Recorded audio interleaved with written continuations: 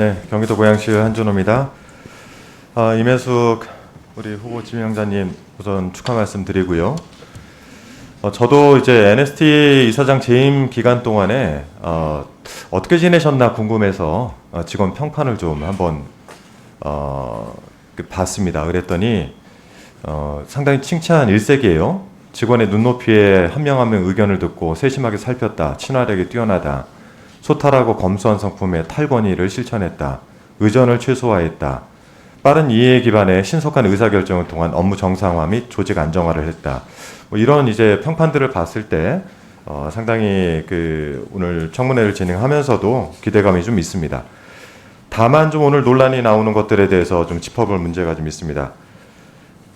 NST 근무하시기 전에 오늘 나왔던 것처럼 정당 가입에 대한 문제점들을 지적을 하고 계시는데, 우리 임혜숙 당시 이제 이사장 선임 당시에 공모 추천이 있었고, 그리고 추천을 통해서 후보를 접수를 했습니다. 당시 어떻게 접수를 하셨죠? 후보 추천을 통해서 접수를 하셨죠? 네, 맞습니다. 네. 제가 당시에 후보 추천과 공모 방식에 대해서 두 가지 자격 요건을 가지고 와봤어요.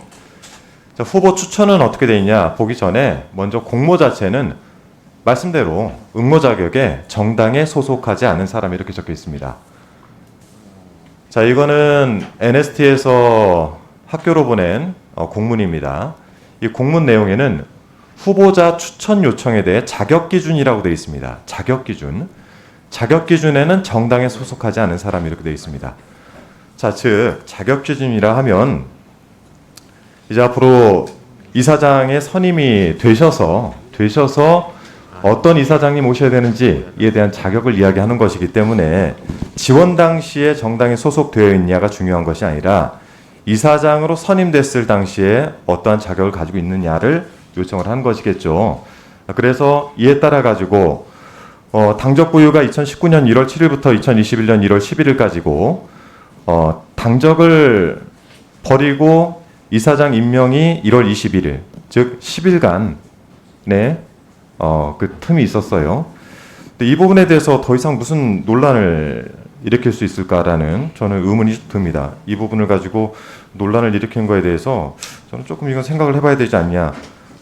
후보자가 추천 요청에 대해서 정확하게 이 자격 기준을 지켜서 여기에 대해서 추천서가 들어갔고, 이에 따라 가지고 정당을 탈퇴를 한 거에 대해서 더 이상 문제 삼는 것이 문제가 있다라고 생각을 합니다.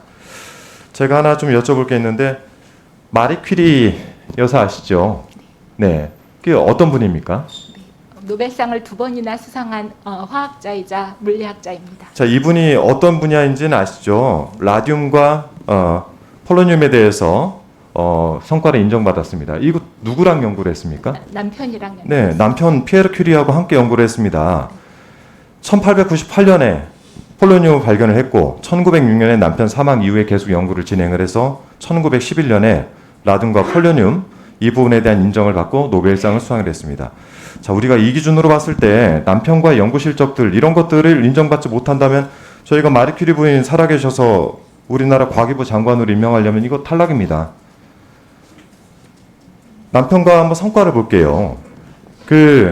함께 공동 연구를 많이 진행을 하셨어요. 네. 연구 성과가 미흡하다라는 문제가 있으면 좀 문제가 되겠지만 50% 넘는 논문들이 SCI급 학술지에 등재가 됐습니다. SCI급 학술지가 어떤 건가요? 네, 세계적으로 서로 피어 리뷰나 이런 것들을 통해서 학술지의 우수성이 인정되는 그러한 학술지입니다. 네, 거기에 50% 넘는 논문을 같이 공동 연구를 하셨단 말이죠. 공동 연구도 20편 넘게 SCI급 학술지에 등재를 하셨고요. 자, 이런 부분을 봤을 때 과연 남편과 함께 연구하는 것들이 연구 동반자로서 인정이 된다라고 보지 않을 수가 없습니다. 한 과학자분께서 계속해서 이제 장관 후보자에 대한 기사들이 언급이 되니까 답답한 마음에 표절과 관련된 여러 가지 본인들이 의견을 제출하셨습니다. 우선 이보미 석사 학위 논문에 대해서 이게 논문 표절인가에 대해서 이렇게 말씀하세요. 표절은 타인의 아이디어, 연구 내용 결과 등을 적절한 이용 없이 사용하는 행위다. 그런데 이 석사 학위 논문과 학술지 논문은 저자가 두 논문에 포함되어 있으므로 표절에 해당할 수 없다. 즉 공저자가 한 명도 없을 때 표절을 언급할 수 있으므로 표절의 정의에 맞지 않다. 당연히 표절을 언급할 수 없다. 김원정 석사학위 논문도 마찬가지입니다. 여기에 덧붙여서 학위 논문이 미출간 자료로 학술지에 게재해도 문제가 되지 않으며 학술지 출간은 장려하는 일이다. 이렇게 되어 있습니다. 여러 가지 내용이 있었어도 정확하게 제가 이 자료는 한번 공유를 해드릴게요. 보실 분들은 보셔도 좋습니다. 이러한 논란들 자체에 대해서 저는 분명 좀 문제가 좀 있다고 보고요. 인사검증 자체가 후보자의 자질에 대한 검증입니다.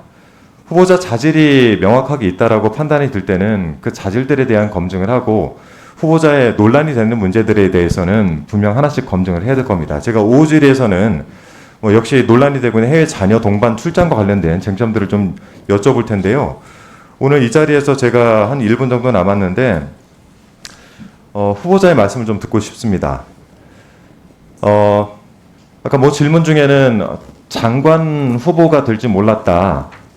그래서 이력 관리가 안 됐다고 보는데 후보 자신이 생각하실 때 과거에 과학자로서 걸었던 길 또는 부모, 그리고 아내로서 걸었던 길에 있어서 후보자로서 부적합하다라고 생각하시는 부분이 있습니까?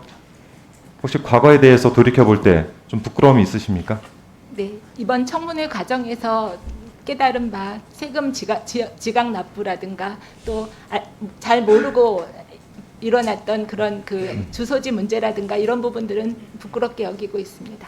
네, 그래서 청문회 과정 중에는 사과하실 부분들은 명확하게 사과를 하시고 자신 있는 부분에 대해서는 명확하게 자기 진술을 해주실 것을 좀 당부를 드리겠습니다. 질의 마치겠습니다. 네, 한준호 의원님 수고하셨습니다. 다음 홍익표 의원님 질의해 주십시오.